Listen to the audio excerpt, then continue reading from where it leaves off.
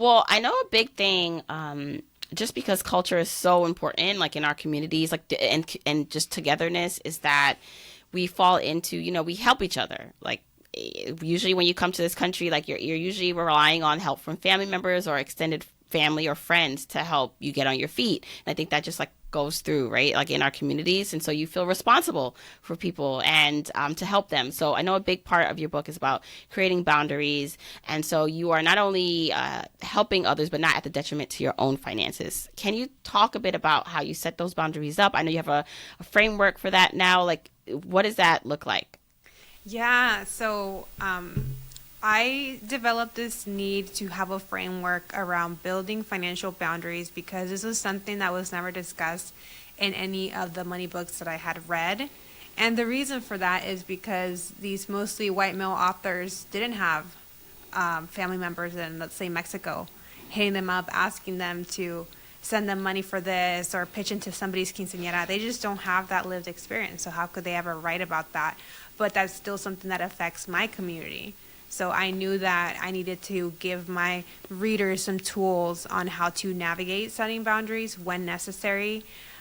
So my approach is called the quiero y puedo approach. It's in Spanish, so and quiero is I want to. So first ask yourself, do you want to provide this financial support to family? And it's important to have the willingness to want to do this on your own terms as opposed to just doing it because it's what you're supposed to do to be the good daughter, the good family member. If I learned from personal experience that when you just give because you're expected to, but you don't, your heart's not truly in it, it ends up leading to resentment. Because again, it doesn't feel good when it's not something that you wanted to truly do. So I encourage my reader to first think, is this something you truly want to help family with? So for example, I recently was contacted by my family to help cover the cremation costs of our family pet, RIP, rest in power, Lola. And it wasn't much, honestly. I think they were asking for $100. It wasn't much. I had the money. And I said no. And I said no, and the reason I said no was because I didn't want to. And the reason I didn't want to isn't because I didn't love Lola or I didn't love my family. It was because Lola had been sick for a long time, and I had said it's inhumane to keep her alive. She needs to be put down. And nobody listened to me. I begged and I pleaded them. Nobody listened to me. 2 weeks later, the dog suffers this tragic death. So then now, after not listening to me or caring about my opinion or my stance on it, oh, hey, can you help us with these expenses? Absolutely not. You guys can figure it out. And that's something that 20-year-old Giovanna had a hard time doing. I was very much a people pleaser. And again, that's what you're instilled to do, to just always say yes to family. So I encourage my reader to be more bold and to think about, do you truly want to do this, or are you doing it because your arm's being twisted? So again, if for my example, I didn't want to, so I set Yeah. the boundary. I set the boundary. But let's say that it's a situation where you do want to help family. Let's say that like a medical expense came up and you do want to help family because it's something important. Then the next question is puedes. Out of the quiero y puedo approach, puedes means can you. So that's great that you have the willingness, that you are doing it on your own terms, but do you actually have the financial ability to do it? Because those are two different things, right? Like if you're in a hole yourself, you're living paycheck to paycheck, you have no savings, you have no plan to pay off your debt, you're not investing for retirement. Like if you are barely getting by, you are not in a position to be providing financial support to other people as much as you want to. And nobody teaches us that in our community, so that's why it was very important for me as a financial educator as a bicultural financial educator that's Mexican and American, to allow my reader to say, it's okay to say no when you're barely scraping by, and communicate that to your family. Tell them, hey, like, I would love to help. I just do not have the money right now. Like, I'm struggling with money myself. Sometimes our family assumes that because we have these nice office jobs that we're killing it, but they don't realize that life in the U.S. is expensive. Healthcare is expensive. Renting is expensive. All these things add up. That's so true. And I love breaking it down like with these questions. Do you want to and can you? Yeah. Now, I feel like the can you part is easier to, well, I'll speak for myself. Like, Okay. so if I don't actually have the money, and so the point is like I can't, then it's easier to say no and be like, I can't. I literally can't. That's an easier no for me. Yeah. The first question of do you want to? I feel like that can easily be manipulated by other people or the perception, right? Like if other people are going to still like you or love you, because I might not want to, but I might not want to say I don't want to because I don't want people to not like me.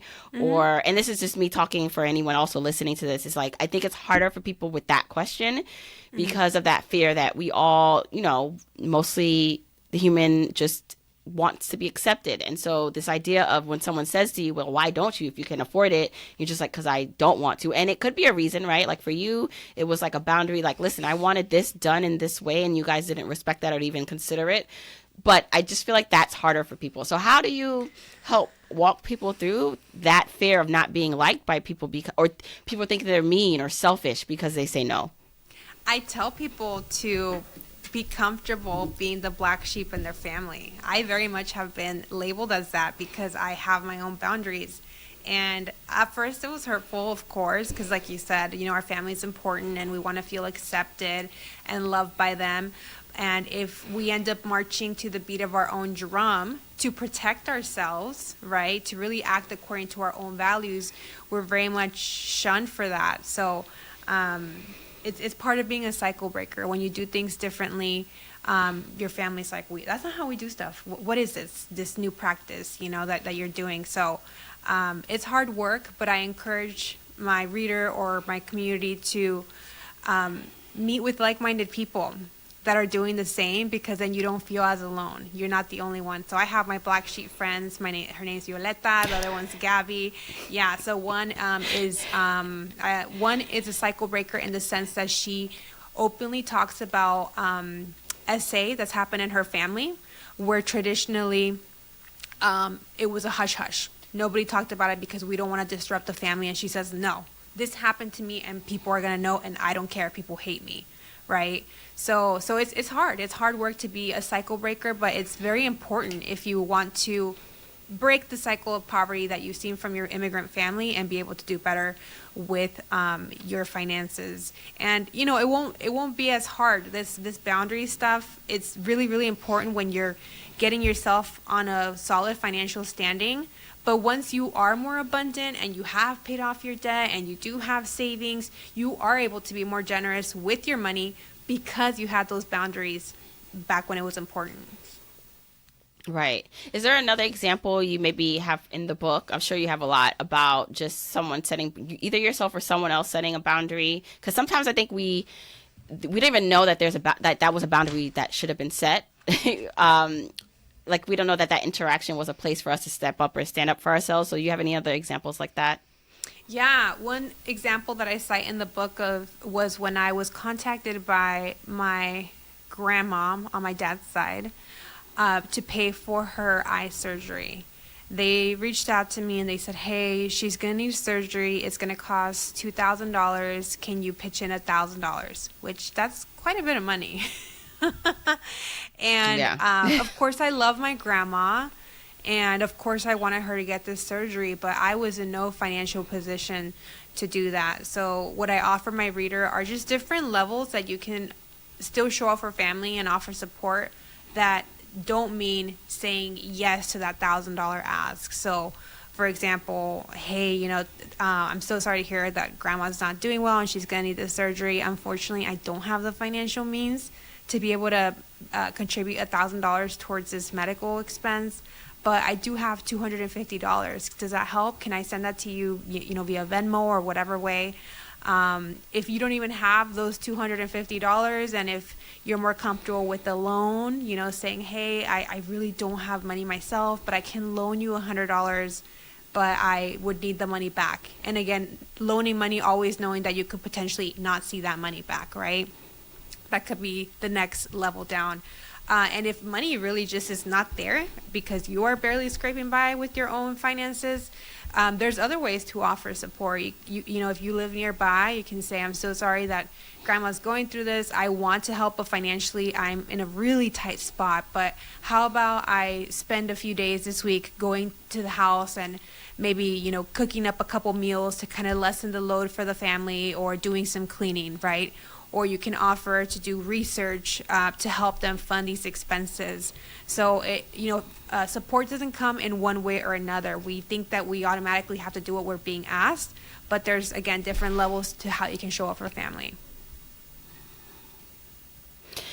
Do you find that when you try to offer like non-monetary assistance, so even just like education or resources, like do you find that that is accepted sometimes, or even maybe you have examples from your readers or people who follow you? Because sometimes I get the sense that the person does want money, right? Like that's really the ultimate goal, and it's not like a necessarily like a negative. They're trying to scam you, but the money is just more appreciated. And when you try to offer something else, that's actually met with like just negative. Yeah, I mean, at that point, your family is not respecting your boundaries, right? And you matter as an individual too. So I would be a little bit alarmed at that. But I understand. You know, have you ever seen 90 Day Fiance? Yes, yes. I don't know if you remember Asuelu and Kehlani, that couple. I would know their faces. I never know the names. I know their faces. Oh, it's okay. He's from Samoa. He's from Samoa, and his mom was like, "Just give me the money." And they're like, "We don't have money." She's like, "Just give me the money." Again, just very demanding.